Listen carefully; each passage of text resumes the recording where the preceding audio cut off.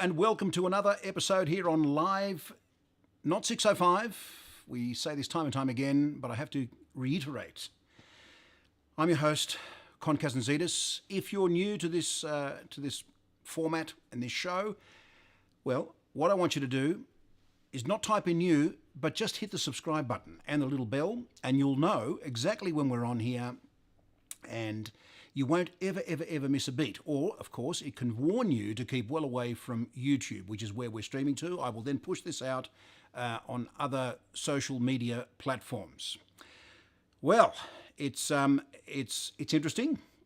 We've had less rain in the last 3 or 4 days here in Sydney, New South Wales, Australia, and I'm keeping my fingers crossed that coming into the Easter long weekend that we will not have any more inclement weather that will completely destroy and ruin people's lives, unfortunately. We've got a couple of people on the live already. Who we got? We've got Finn. Where is he? Let me put him on there. Hello, Finn. Lovely to see you on the live. Welcome to you. Really nice to see you on the live. No, it's not raining in Brisbane. No, it's not raining in Sydney and the Blue Mountains or the Upper Blue Mountains either. So I'm pleased to report that. Yes, well, we've got an interesting show for you today. Firstly, we're going to talk about the topic of the day, which is you'll never, ever be ready enough to do things or dive or plunge into things, and we'll talk about that. But also I'll answer a question that was asked on the Shave the Man Facebook group some time ago.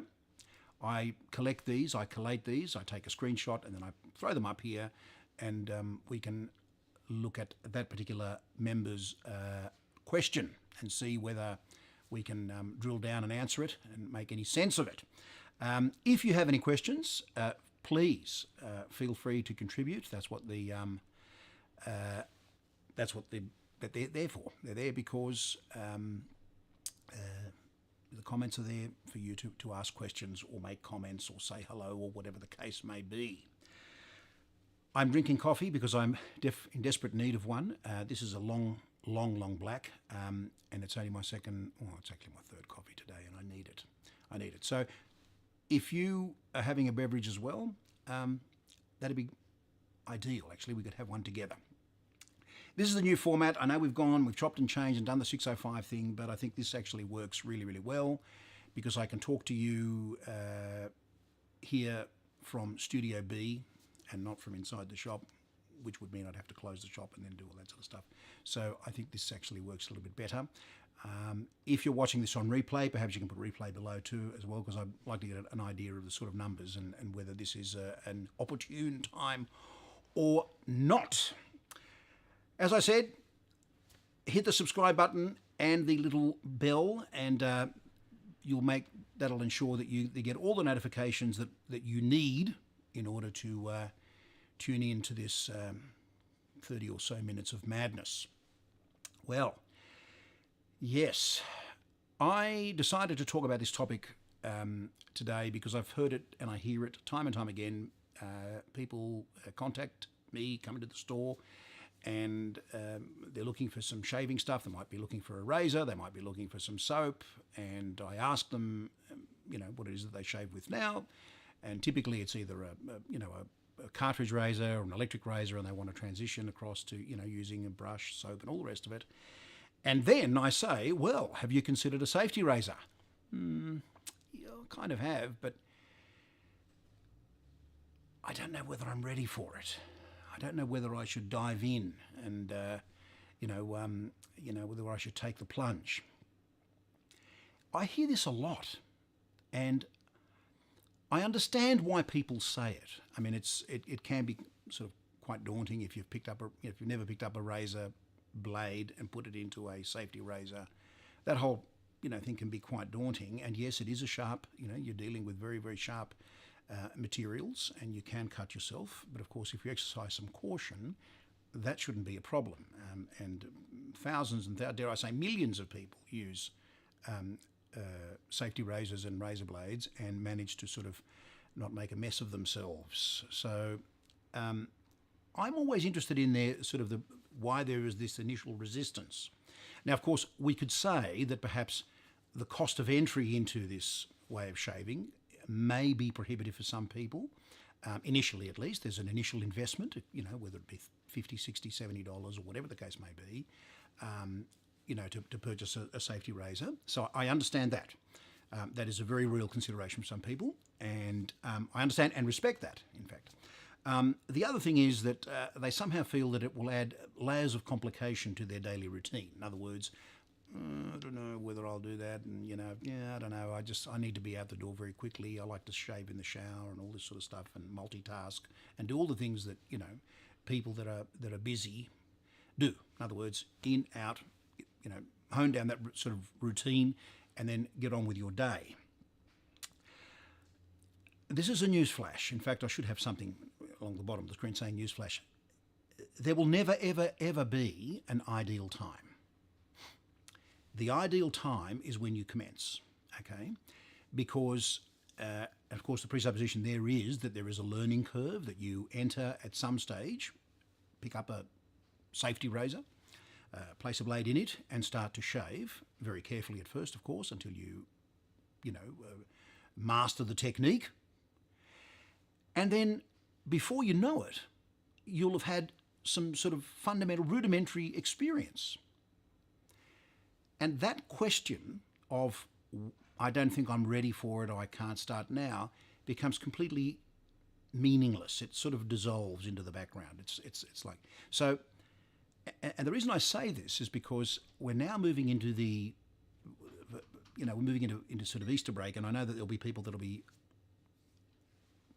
catching up with family members. In fact, I have personal experience myself with my nephews when they entered into shaving with a safety razor. They said, "Oh, look, Uncle Con, yeah, it's great. I know that you're into this and this is your thing, but I don't know that I'm ready for it." It's okay.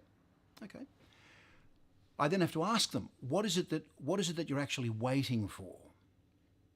Clearly, you have whiskers that need to be tamed and trimmed and cut and reduced. What is it exactly that you're waiting for? Do you believe that one day you'll wake up and you'll have acquired this innate experience through some sort of divine intervention, or you'll wake up and you'll be a little more older, or there will be some hormonal changes that will have occurred that will enable you to pick up a razor? Please, although I understand it, and as I said, there may be some people that think that entry into this is prohibitive in terms of cost, please don't get caught up in this thing. Just start. And you don't have to start with, very, very expensive sets. You can start with a relatively inexpensive razor, but please don't go too inexpensive. There is a razor, and we actually sell it, and it's a Rapira plastic. It's horrible, absolutely horrible. I mean, you wouldn't peel vegetables with it. It's terrible. For me. But there are some people that like it, and I understand why they like it, because if they lose it, it's only $10. I think it's $9.95. It's a $10 razor. So what do you think you're going to get for $10? Not much. You're going to get something which will probably last as long as it's meant to last, which is not very long. It's almost a disposable razor without it being disposable, if that makes sense. And so I would start with something that's that's proven, like an Edwin Jagger or a Mercer 39C or any of these, a good starting point, and get into that way. But waiting for a particular time, that time's not coming. No one is going to tap you on the shoulder and say your time is now. Nobody is going to say to you, "Hey, guess what? Before you could not see, and now you can. You've reached that point of enlightenment in your life." Where that's rubbish. It's a myth. Just pick the razor up and start, okay? And if you don't finish your shave, and I'm talking to newbies here, of course, as I realise there are people that are seasoned wet shavers, but you can have this conversation with younger people, because I can see there is some resistance there. You don't have to you don't have to complete the shave with a safety razor if that's how you begin. Pick up the thing you're comfortable with and complete the shave that way. If you're a cartridge razor shaver, start with a safety razor, and if you find that it's getting a little bit tricky, put it down. That's fine. It's not a rule. There are no rules. There's also no right time. The right time is the time that you're introduced to it. Look, let me tell you, I'm of the age, and I'm dating myself here completely, where when a young person began to learn how to drive, more often than not, they would pick up a manual gear shift, lessons in a manual gear shift. Autos were available, but they were more of a gimmick. So if you learned how to drive in a manual, then the theory was that you could also pick up an automatic and whatever. Now, after that certain legal limit, there was no time. No one said to you, okay, now that you're, I think in Australia it was 16 and 9 months in my state. It had to be 16 and 9 months. I don't know why. And you could get your license. If you were 17 and 9 months or 17 and 2 months or 7, it doesn't matter, right? Start. And if you can, with a gear shift, and I learnt with a gear shift as well, and because they were always saying, oh, no, don't learn on an auto because you may fall asleep at the wheel. This was one of the myths that were perpetuated at the time. Don't learn how to drive an automatic vehicle because, there are all sorts of hazards. You're not concentrating, you're not using these sort of cognitive and spatial skills and all this sort of stuff. Just start, please. So if you have a young person in your life, or you yourself are a newbie and watching this and wondering whether there is the right time to start, the right time is now. Just find the implements that you're comfortable with. As I say, there are many, many entry points. You can spend a lot of money, which I don't think you should, or you could, just cap your budget and say, right, this is what I'm going to do, and just start with one thing, right? I've said this time and time again. Don't buy the razor, buy the brush, get the soap. Just change one thing and then incrementally ramp up. So I would, if you're going to start with anything, it's interesting. This might surprise you. I would start with a brush and a razor and a soap. Leave the razor for now. Learn to develop a really good lather because preparation is key, and that's going to make for a better transition from a cartridge to a safety razor if you've already been making lather and if you've already been preparing your face, because preparation is key, which also feeds into the question that was asked from Facebook, which we'll talk about very, very soon. So, and then after 2 or 3 months or whatever, then look at buying a razor, acquiring a razor that won't cost you an arm and a leg, right? So there is no right time. The time is now. Get into it if you've been wondering whether you should do it. No pressure from here, of course, but just speak to people that have been doing it for a while, that have been shaving this way for a while. Talk to as many people as you can. Try and gain experience that way, and do not fear the blade. Please, please, please, please do not fear the blade. Right, if you've got any questions, please feel free to ask them. Otherwise, we'll get on to this question that was asked on Facebook some time ago, and I've blurred the name out because, to protect the innocent. I've got 6 likes. Nice. And 35 comments. Yes, it was one of those posts. Is the razor or the blade responsible for getting an irritation-free shave? Now, this is an interesting question. The answer is the razor and the blade and the preparation and your level of experience. And in other words, it's not just the razor and it's not just the blade, right? It is a combination of things, because when you shave, when you wet shave, there are a number of things that need to come together. So my understanding of this question is that this person was just trying to signal out, is it just the razor itself? If you had a really, really high-end razor, let's say, everyone banging on about a particular razor, oh, this razor, you've got to have it, it's fantastic. Does that mean you're going to get an irritation-free shave? No, it does not. It does not. You could get a really expensive top-of-the-pops razor, the one that everyone's talking about, everyone's bragging about and going on about and flexing about, and you could have an irritating shave. It's possible. Is the blade responsible for getting an irritation-free shave? Yes, it is responsible for getting an irritation-free shave, but those two things work together. You can't just say, we've said this before, you've got to try different blades and different razors, okay? You can't just expect that a feather is going to give you the same shave in a feather AEST2 than it will in a DE89 or an R41 from Mueller or a carve razor or whatever the case may be, whatever you're using, you're going to get different experiences. And that has to do with the precise tolerances of the different safety razors. It has to do with your level of experience, has to do with your preparation. It has to do with how you've, what sort of lather you're using, the quality of the soap. So many things. But I think here in this instance, this particular person was asking about, which of the two, which one would you single out? What's your opinion? Do you think that if you had to pick one of these two things, would you say it's the blade that creates irritation, or would you say it's the razor? I'll go first.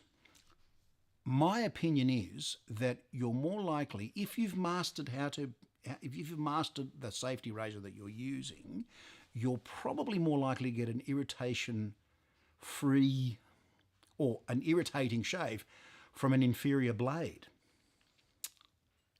Yes, this is why we recommend you use different blades and get sample packs and rotate through and see and eliminate, what it is that you think will work for you. That doesn't mean that the blade is the most important thing, but it's the thing that's likely to cause irritation if you've used that razor before with other blades and it hasn't. Maybe I'm misunderstanding this question. The answer is it is a little complex. It's the coming together of so many things. It's not just the blade, it's not just the razor, but if you want to have a guaranteed terrible shave, then use a really, really inferior blade. Even in a top-notch razor, if you put a rubbish blade in a very, very high-end razor, you're probably going to get some irritation. That's my 2 cents worth. If you let us know what you think about that. And in fact, if you have any questions, feel free to ask them on Facebook, and I'll screen grab them and bring them across. This one was taken from Shave the Man, the Shave the Man group. People ask questions like that all the time. I'm finding that people are less likely to ask questions on Facebook and more likely to ask them in the forums and all that sort of stuff, because that's where the banter goes, backwards and forwards. People are free to share their experiences. There's also a sense of anonymity in these groups. You can come on as Daffy Duck or Goofy or whatever and ask a question, and no one will know who you are until they do know who you are. But that's it. I mean, it's as simple as that. Right, we've got a few comments here. We're going to get through these. No. Okay, yeah. I'm not going to put that up. I'm not going to mention that. That's cheeky. I will not be putting up cheeky comments. I refuse to put up cheeky comments. But what I will not refuse to do is to look at a particular product today.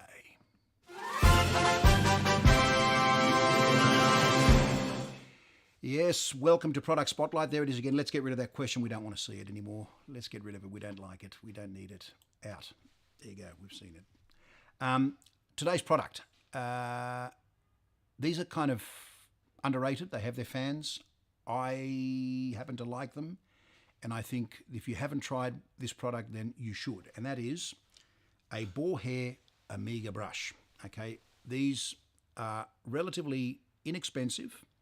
When you first get them, they're very, very, very, very firm. They're great. You probably think, well, am I going to clean my boots with these? You probably could. There will also be an odour to these. They'll smell a bit like a wet dog, a wet animal. But once you pass that period where you've had, 10 shaves, 15 shaves, this thing will bloom and blossom beautifully. You'll get little split ends and it'll soften up. And a Boar brush is as good as any brush I've used. The advantages of a Boar brush, they're generally less expensive, so you don't have to invest as much money in a Boar brush. So they're cheap and cheerful, but they're a workhorse. Okay, you can punish these things, and they will just keep going and going and going. We've got these Omegas that have just come in. They're the 165s, and they come in all sorts of colours. There's navy and red, and there's green. Are these the best brush in the world? No, they are not. Will they last? If you look after them, provided you look after them, you can get a number of years out of them. I've had an Amiga. In fact, my late father used to have an Amiga, and I've still got it. I don't use it, but I've still got it, and it's still in pretty good nick. You've got to look after them. You've got to make sure that you dry them out. You've got to make sure that they're in a place that's sort of aired out nicely. And yeah, they will last. Okay, the handles are plastic. Some of them, sometimes they split, but what do you expect for $16.95? We have those for $16.95. We've got these others that are, have a look at that. If I can just get my face out of that. There, no, okay. Well, anyway. They're $19.95, and they come in a similar sort of thing. They come in a red, a white, and a navy blue. And then, of course, there is the professional. You would have seen these around the place. They are really, really good, and they just keep going. Barbers love these because they're quite nice to hold, and they generally sort of squeeze the bristles as they're applying the lather in places that still do hot shaves. Nothing wrong with the wool brush at all. I like them, so you can spend anywhere, as I said, from about $6 to. I've seen. There is a less expensive version than these here. That's about, I don't know. I think I like to say $10 or something. Look,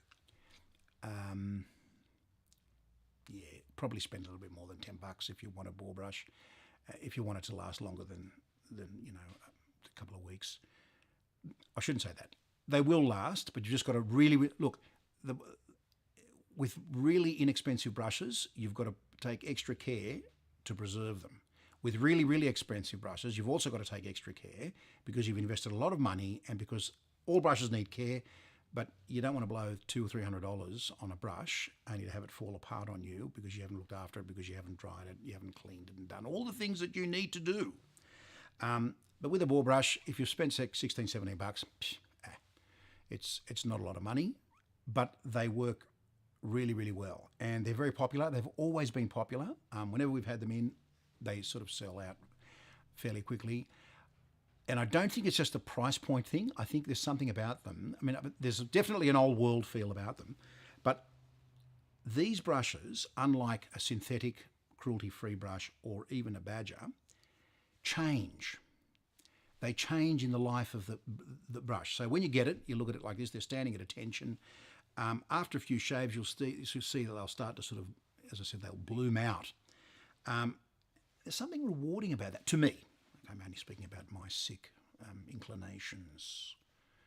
But to me, they change, and there's something quite organic about them. I know it sounds cheesy, but deal with it, right? There's something that sort of because they change, they develop these split ends, as I said. They reward you. So these are saying, listen, you and I are going to have a relationship here. Don't think you're just going to use me and abuse me and then just walk out of the bathroom. No, I'm going to change for you and develop and grow with you over time. And that's what they'll do. So they will become, and this business of, there's nothing like the softness of a badger, true. But I tell you what, have you felt the softness of a Boar brush after 10 or 15 lathers? If you haven't lived. Try them. As I said, $17 to $25 at this place here with us. But I really, really do believe that they are worth, your time and consideration. That's it. That's the product spotlight for this week.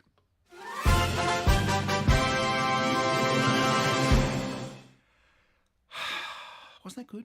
Did you enjoy that? I enjoyed that. Anyway, it's my very sad life. The time has come for me to say goodbye and to wish you all if you're moving into a long weekend in your part of the world, as we are here in Australia, and if you are celebrating, then I wish you all a safe Easter to you and your families. And we'll be back next week, I think. Yes, we'll be back next week. Sometimes we miss a day or two, but there's all sorts of things that are happening behind the scenes. Speaking of behind the scenes, I might share this with you. There are some new things that are coming in. The borders are finally opened, and we're going to start bringing in some new things. There's chaos at the airport. The people are lining up to get to their destination, but that also means that cargo is being loaded onto aircraft.